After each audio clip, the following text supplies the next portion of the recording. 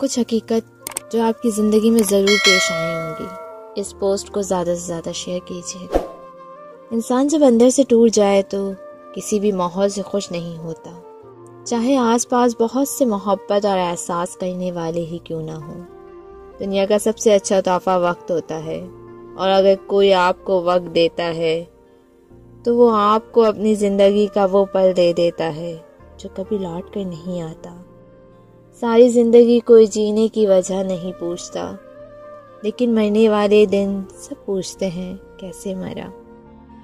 تنہا ہونا یہ نہیں ہوتا کہ آپ کے پاس کوئی نہیں ہے، تنہا ہونا تو دراصل یہ ہوتا ہے کہ سب آپ کے پاس ہے لیکن آپ کا کوئی نہیں ہے۔